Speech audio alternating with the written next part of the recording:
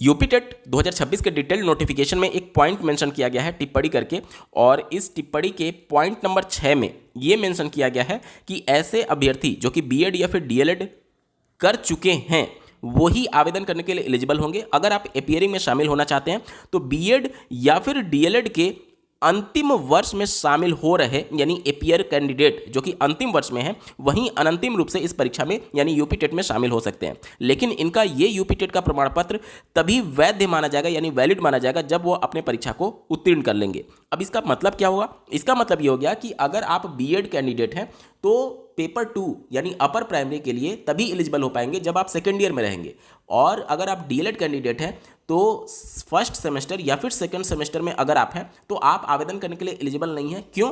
क्योंकि कायदे से वो फर्स्ट ईयर काउंट हो रहा है, और आप थर्ड या फिर फोर्थ सेमेस्टर में जब आप जाएंगे तब आप सेकंड ईयर में काउंट होंगे और उस समय आप आवेदन करने के लिए एलिजिबल माने जाएंगे। जब इनका एलिजिबिलिटी क्राइटेरिया आप देखेंगे, पात्रता वाला सेक्शन, वहां पर भी यही चीज़ें मेंशन की गई हैं। यहां पर देख सकते हैं यूपी टेट पेपर 1 के लिए यहां पर पात्रता मेंशन किया गया प्राइमरी। यहां पर देखिए डीएलएड के अंतिम वर्ष में शामिल, यहां पर भी देखेंगे बीटीसी के अंतिम वर्ष में शामिल, यहां पर भी देखिए अंतिम वर्ष में शामिल। इसके अलावा नीचे चलते हैं, यहां पर भी देख सकते हैं बीटीसी प्रशिक्षण के अंतिम वर्ष में शामिल, यहां पर भी देख सकते हैं अंतिम वर्ष में शामिल। प्रत्येक एलिजिबिलिटी में अंतिम वर्ष मेंशन किया गया, या तो पास या तो अंतिम वर्ष, और ये केवल प्राइमरी के लिए नहीं बल्कि अपर प्राइमरी के लिए भी। देखिए डीएलएड के अंतिम वर्ष में शामिल, और यहाँ से देख सकते हैं बीएड के अंतिम वर्ष में शामिल। हर एक एलिजिबिलिटी क्राइटेरिया में अंतिम वर्ष का यहाँ पर जिक्र किया गया है। अब इसके वजह से पूरा कन्फ्यूजन क्रिएट हो रहा है कि क्या यूपी टेट में ऐसे कैंडिडेट जो कि डीएलएड के फर्स्ट या फिर सेकेंड सेमेस्टर में है क्या वो आवेदन नहीं कर पाएंगे, या फिर बीएड के फर्स्ट ईयर में है क्या वो आवेदन करने के लिए एलिजिबल नहीं है। साथ ही साथ ऐसे कैंडिडेट के भी मन में संशय बना हुआ है जो कि मान लेते हैं कि थर्ड या फिर फोर्थ सेमेस्टर में हैं, तो वो तो सेकेंड ईयर में काउंट हो गए डीएलएड के, लेकिन उनका बैक लग चुका है फर्स्ट या फिर सेकंड सेमेस्टर में, या फिर कोई बीएड कैंडिडेट सेकेंड ईयर में है लेकिन फर्स्ट ईयर में उनका बैक लग चुका है, तो क्या वो आवेदन करने के लिए एलिजिबल हैं? ऐसे तमाम प्रश्नों का जवाब इस वीडियो में ढूंढने की कोशिश करेंगे। बहुत इंपॉर्टेंट फैक्ट और डेटा के साथ ये वीडियो होने वाला, अंत तक जरूर जुड़े रहिएगा। नमस्कार दोस्तों, मेरा नाम है नीरज, आप देख रहे हैं कैरियर बिट यूट्यूब चैनल। अगर आप इस चैनल पर पहली बार विजिट कर रहे हैं तो इसको सब्सक्राइब करते हुए बेल आइकन को प्रेस करना ना भूलें।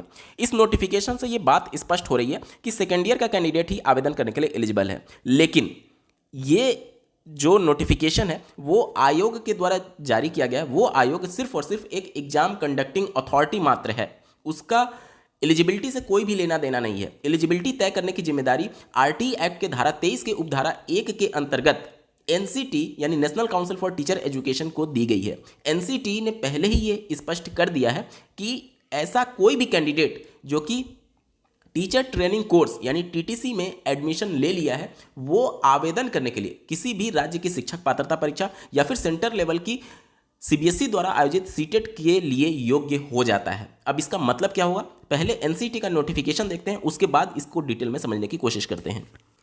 दिनांक 4 अगस्त 2022 को national council for teacher education यानी एनसीटी के द्वारा सभी राज्यों के जो एजुकेशन डिपार्टमेंट के हायर अथॉरिटी होते हैं उनको एक पत्र लिखा गया, आप अपने स्क्रीन पर देख पा रहे होंगे, और इस पत्र में ये क्लैरिफाई किया गया कि जो सीटेट होगा या फिर किसी भी राज्य का टीचर एलिजिबिलिटी टेस्ट होगा उसमें एपियरिंग को लेकर के कुछ डाउट था। ये मामला पहले सुप्रीम कोर्ट गया था, जैसे उत्तर प्रदेश से होते हुए ये मामला सुप्रीम कोर्ट गया था। ऐसे कैंडिडेट जो कि फाइनल ईयर में ना रहते हुए टेट क्वालिफाई कर लिए थे और शिक्षक बन गए थे, उसको लेकर के राज्य सरकार सुप्रीम कोर्ट में चैलेंज करती है कि इन शिक्षक का टेट वैलिड ही नहीं है, क्योंकि कायदे से टेट का मतलब ये होता है कि अंतिम वर्ष में शामिल होना। माननीय सुप्रीम कोर्ट ने ये कहा कि अगर कोई फर्स्ट ईयर में रहते हुए टेट क्वालिफाई कर लिया तो वो और ज़्यादा योग्य है, और उसके बाद से जो रेगुलेटरी अथॉरिटी थी एनसीटी, उसको माननीय सुप्रीम कोर्ट ने निर्देशित किया कि आप अपीयरिंग को लेकर के अपना स्टैंड क्लियर करिए। माननीय सुप्रीम कोर्ट के जजमेंट के बाद से एनसीटी ने अपना स्टैंड क्लियर किया और ये कहा कि अपीयरिंग का मतलब क्या समझा जाए। तो यहां पर उन्होंने साफ शब्दों में कहा, देखिए दूसरे नंबर पॉइंट में एनसीटी कहती है, it is clear from the order passed by the Honorable Supreme Court of India that a candidate who have been admitted in any TTC यानी teacher training course and undergoing the teacher training course can be said to be pursuing such teacher training course, and a fair reading of clause 5 of NCT guideline, a person who has been admitted in TTC is pursuing he she can appearing in the TET examination. यानी कोई भी ऐसा person, कोई भी ऐसा candidate जो कि admit हो चुका है, यानी प्रवेश ले चुका है किसमें, टीटीसी में, यानी टीचर ट्रेनिंग कोर्स में।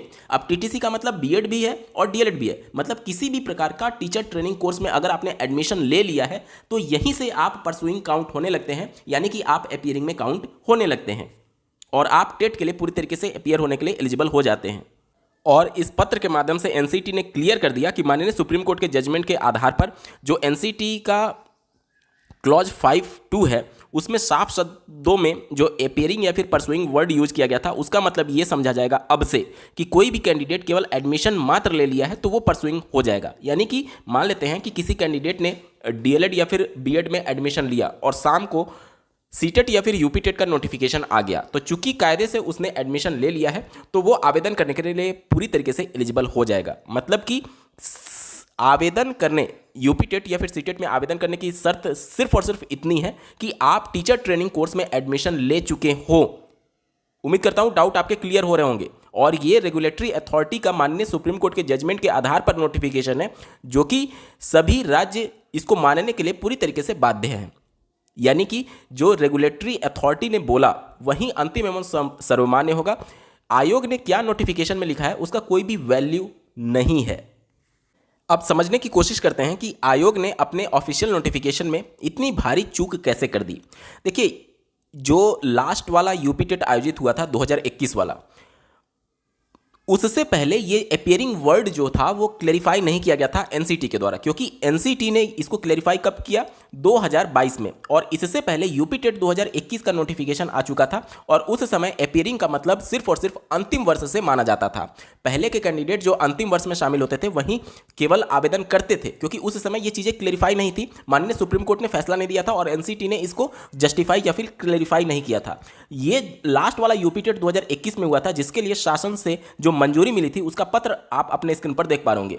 क्योंकि उस समय अपियरिंग का मतलब लास्ट ईयर ही माना जाता था और इसी वजह से लास्ट जो यूपी टेट आयोजित हुआ उसके नोटिफिकेशन में जो एलिजिबिलिटी मेंशन किया गया उसमें सभी जगह आपको अंतिम वर्ष देखने को मिलेगा। क्यों? क्योंकि पहले ये चीज़ें क्लैरिफाई नहीं थी और ये नोटिफिकेशन कब का था, 2021 का था। इससे एक साल बाद 2022 में जाकर के एनसीटी ने क्लियर किया। इसका मतलब ये हो गया कि अंतिम यूपी टेट में जो अपियरिंग था उसका मतलब अंतिम वर्ष ही समझा जाता था, लेकिन एक साल बाद एनसीटी ने इसको क्लैरिफाई किया। अब जो यूपी टेट 2026 का नोटिफिकेशन आया है, कायदे से आयोग को ये चाहिए था कि वहां पर अंतिम वर्ष मेंशन करना ही नहीं चाहिए था। अगर आज किसी ने एडमिशन लिया और यूपी टेट का नोटिफिकेशन आ गया तो भी वो यूपी टेट या फिर सीटेट में आवेदन करने के लिए एलिजिबल है। लेकिन चूंकि आयोग ने पुराना यूपी टेट का जो नोटिफिकेशन था हूबहू उठा करके इन्होंने कॉपी पेस्ट कर दिया है, इस वजह से ये सारा संशय बना हुआ है। लेकिन उस नोटिफिकेशन का कोई भी मतलब नहीं है। क्यों? क्योंकि वो सिर्फ और सिर्फ एक एग्जाम कंडक्टिंग अथॉरिटी है। एनसीटी को ऑथराइज किया गया है आरटी एक्ट के धारा 23 के उपधारा 1 के अंतर्गत, जो कि नियमावली बनाएगा वो अंतिम एवं सर्वमान्य होगा। एग्जाम कंडक्टिंग अथॉरिटी जो कि उत्तर प्रदेश शिक्षा सेवा चयन आयोग है, वो एलिजिबिलिटी तय नहीं करता। एलिजिबिलिटी तय करने का अधिकार सिर्फ और सिर्फ एनसीटी के पास है और एनसीटी ने अपने नोटिफिकेशन में क्लियर कर दिया है कि टीटीसी में प्रवेश लेने वाले कैंडिडेट यूपी टेट या फिर सीटेट या फिर किसी भी राज्य की शिक्षक पात्रता परीक्षा में सम्मिलित होने के लिए एलिजिबल हो जाते हैं।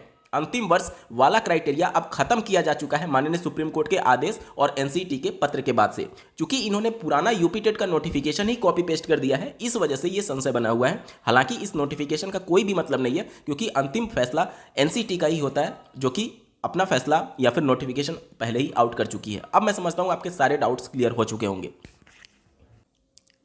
अब बात कर लेते हैं ऐसे कैंडिडेट के बारे में जिनकी बैक लगी हुई है। देखिए, आपका फर्स्ट सेमेस्टर में, सेकंड सेमेस्टर में, थर्ड, फोर्थ या फिर फर्स्ट ईयर, सेकंड ईयर किसी भी सब्जेक्ट में बैक लगा है, सेमेस्टर बैक लगा है, ईयर बैक लगा है, सब्जेक्ट बैक लगा है, उससे कोई मतलब ही नहीं है। एनसीटी ने जो क्लैरिफाई किया कि आपके लिए टेट में सम्मिलित होने का शर्त सिर्फ और सिर्फ इतना है कि आप टीटीसी यानी टीचर ट्रेनिंग कोर्स में एडमिशन ले चुके हों। अब प्रवेश लेना ही एकमात्र केवल शर्त है। आपकी बैक लगी है, ईयर बैक लगी है, सेमेस्टर बैक लगी है, सब्जेक्ट बैक लगी है, उससे कोई मतलब ही नहीं है। तो subject back, semester back, year back जितने भी कैंडिडेट हैं उनको ये सोचना ही नहीं है कि मैं वैलिड हूं या नहीं। आपका सिर्फ और सिर्फ इतना शर्त है यूपी टेट या फिर सीटेट में सम्मिलित होने के लिए कि आप एडमिशन बस लिए हुए हो। आपकी बैक लगी है उससे कोई मतलब ही नहीं है, केवल एडमिशन लिए हुए तो आप पात्र हो चुके हैं यूपी टेट या फिर सीटेट में सम्मिलित होने के लिए। यहां तक क्लियर हो गया? चलिए, अब बहुत सारे लोगों के मन में ये प्रश्न आता है कि ये जो पॉइंट यहाँ पर टिप्पणी के तौर पर मेंशन किया गया, चलिए ये तो हम लोग समझ चुके हैं कि अंतिम वर्ष का कोई मतलब नहीं है, अंतिम वर्ष का कोई भी मतलब नहीं है, यहाँ पर केवल एडमिशन लेने की शर्त है।